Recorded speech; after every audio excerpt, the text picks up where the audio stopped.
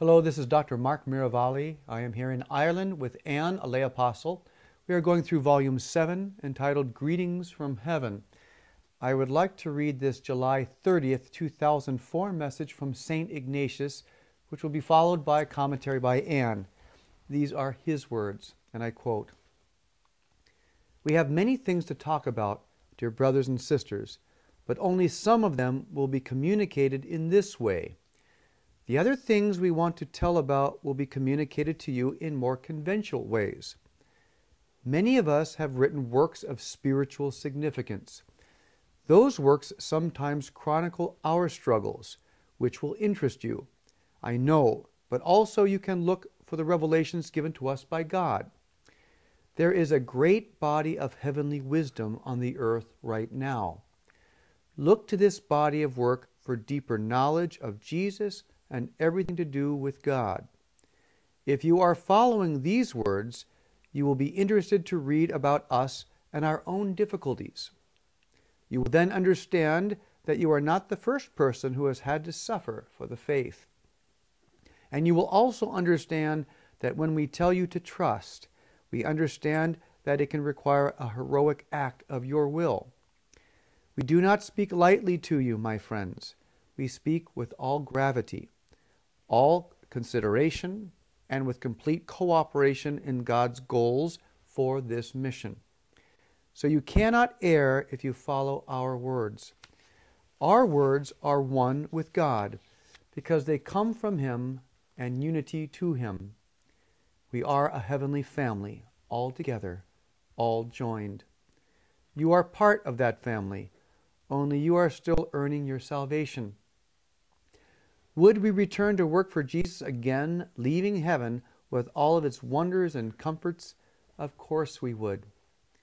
It might be difficult to leave heaven, particularly after knowing Him in this complete sense, but if it is for that reason, especially that we would sacrifice again.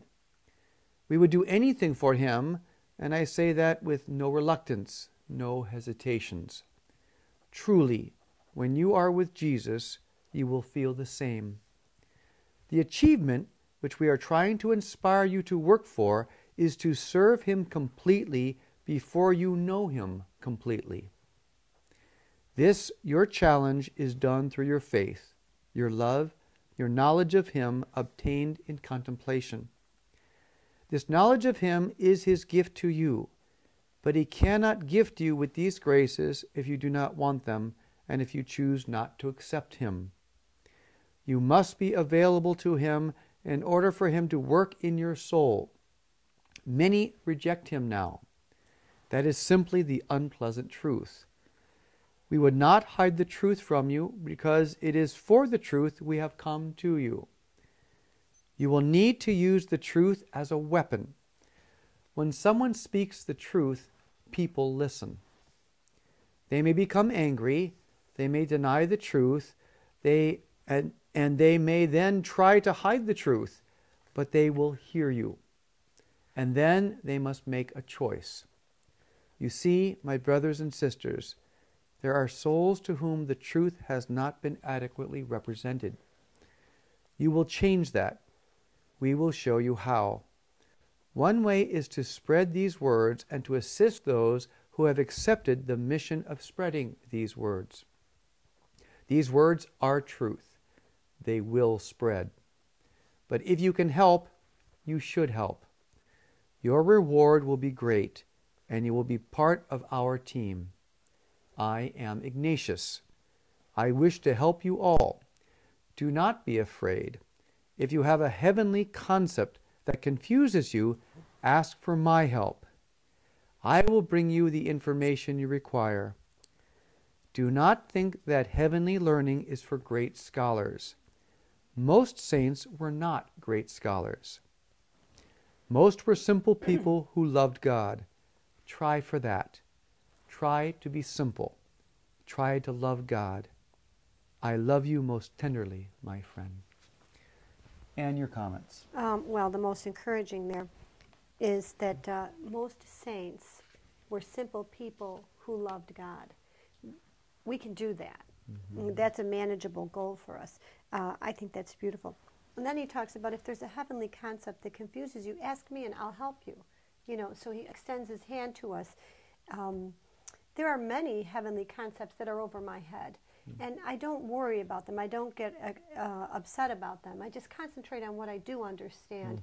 And then what Jesus does, without any reading, he draws a person further into understanding.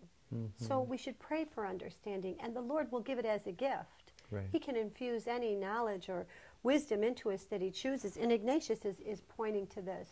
Right. It's beautiful how he begins in saying, you know, these are the different ways that God instructs.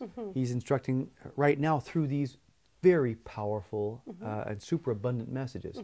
And then there's more conventional ways. And here you have Ignatius, who's one of the great writers of one of the 5 greatest classics in Christian spirituality, with the discernment of spirits and his own great work in Ignatian exercises, and then the things he's received. But then it is encouraging when he says, ask me. There might be one aspect of the spiritual life you're not getting.